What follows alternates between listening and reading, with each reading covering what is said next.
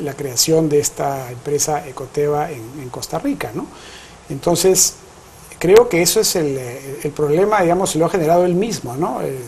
Si él quería venir a dar una explicación, como le correspondía, ha debido pues prepararse muy bien y dar una sola explicación y no estar pues cambiando en cada momento, ¿no? Es que ha venido como cruzando los dedos, ¿no? A ver si no me chapan... Confiado en su buena estrella.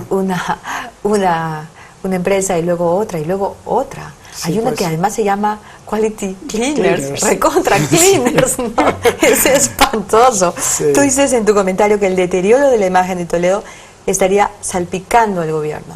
Sí, sí, creo que sí, porque la población siente una vinculación, ¿no? Desde el momento en el cual Humala fue elegido con el apoyo de Toledo en la segunda vuelta hasta los varios momentos que en el Congreso se han apoyado unos a otros, ¿no?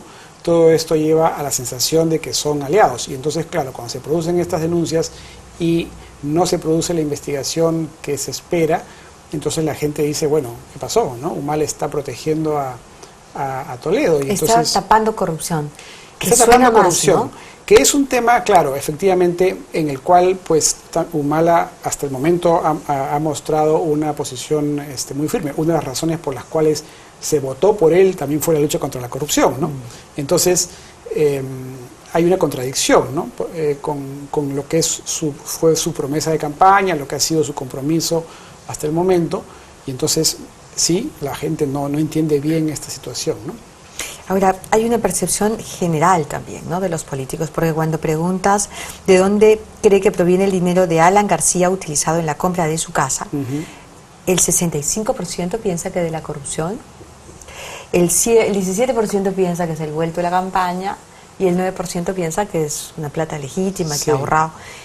Y no, digamos, como que no se tienen en cuenta los montos, las diferencias, claro, la presentación de los papeles.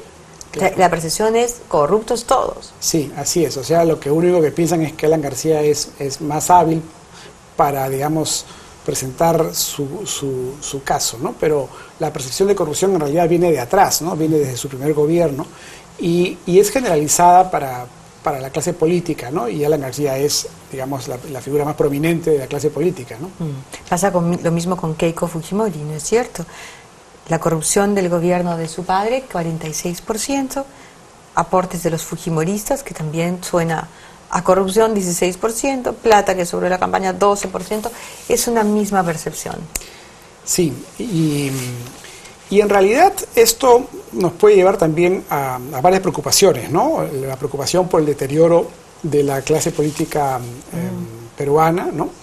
Pero también la de pensar que a la opinión pública, pues ante esta situación de corrupción generalizada, termina siendo más, digamos, aceptable la corrupción, porque si todos son corruptos, entonces esto, pues habrá que votar por el mal menor, ¿no? Son dos riesgos, sí, dos grandes riesgos en realidad, ¿verdad? Ahora, preguntaste sobre el servicio militar obligatorio, pero antes de ver el cuadro, señor director, quiero escuchar, junto con Alfredo, lo que ha dicho el ministro de Defensa sobre esta pregunta y sobre esta parte de la encuesta. ¿Podemos verlo? Vemos que ayer una encuestadora se ha pronunciado sobre el tema del servicio militar, aunque con una pregunta capciosa, ¿no? Y hay un fuerte, diría yo, importante sector de la opinión pública que apoya el servicio militar y por lo tanto el sorteo. No hace apreciaciones el señor ministro un poco alegres, en el sentido de que la gente apoya el sorteo. Pero ¿qué tal la pregunta capciosa? ¿Cuán capciosa fue tu pregunta? Me parece que más objetiva no podría haber sido, ¿no? Preguntamos si el servicio militar debe ser obligatorio o voluntario, y efectivamente hay un sector importante que cree que debe ser obligatorio, 43%, ahí tiene razón el ministro, pero la mayoría cree que debe ser voluntario, 57%, ¿no?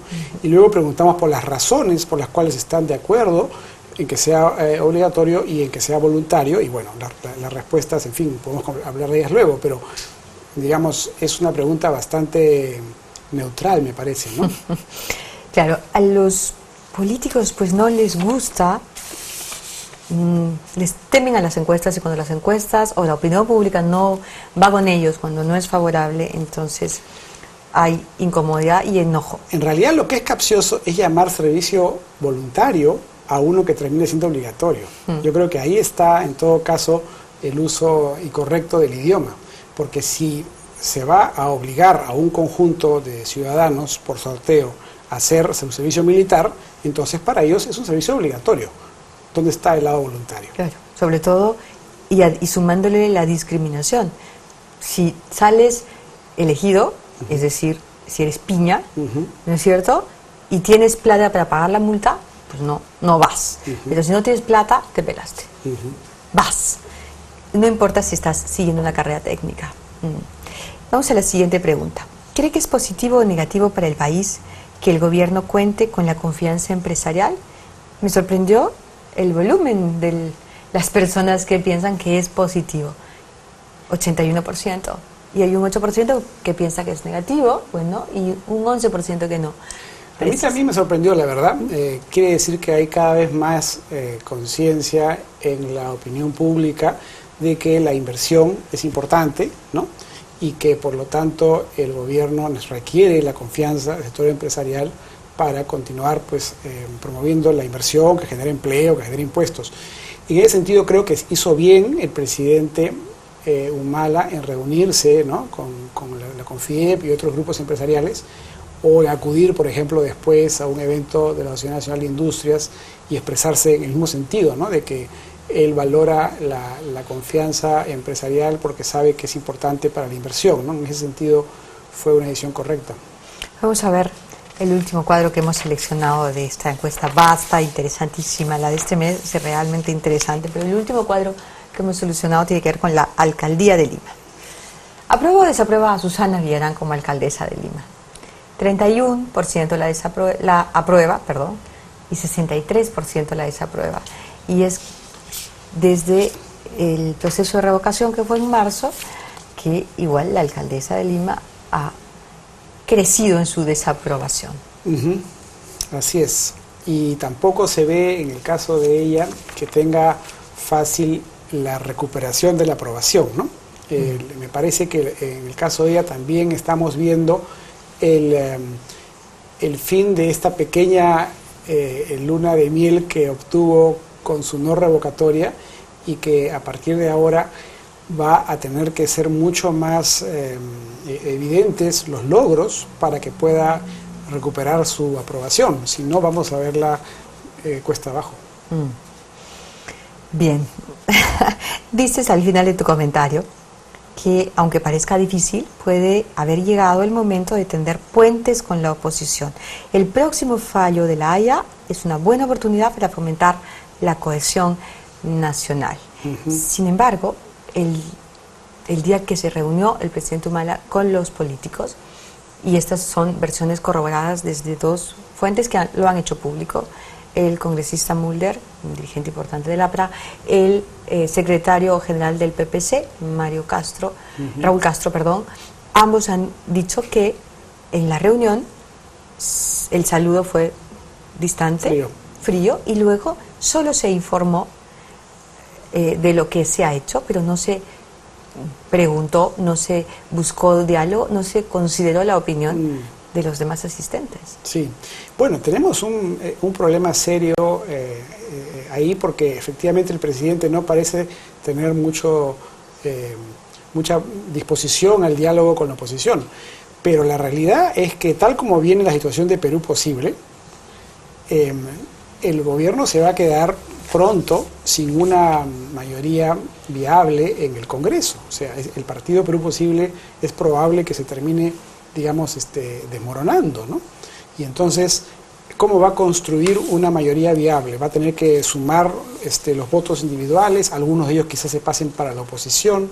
Entonces, por eso decía que en realidad en este momento lo que podría tocar es buscar un acercamiento con la oposición. Estamos recién acabando el segundo año de gobierno. Las elecciones no son el próximo año.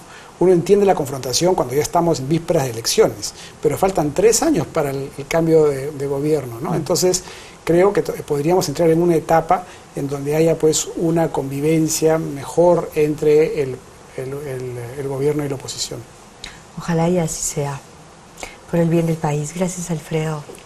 Muchas gracias por venir. Hasta la próxima. Vamos a hacer una pausa y vamos a regresar con dos temas fundamentales. Nos parece muy importante conversar con una representante de la empresa Rutas de Lima, porque hay un malestar en la ciudad en el tema de los peajes. Vamos a ver cuánto nos beneficia el hecho de que esta empresa, cualquier empresa, una empresa, se haga cargo de las rutas de Lima. Nos va a costar, pero ¿a cambio de qué? Vamos a preguntar eso a la señora Giselle Benavente, que es la gerente de Relaciones Institucionales de la empresa Rutas de Lima. Y vamos a hablar también con la congresista Schaeffer de Cali o Cuali Guarma. Volvemos con ambas. Gracias.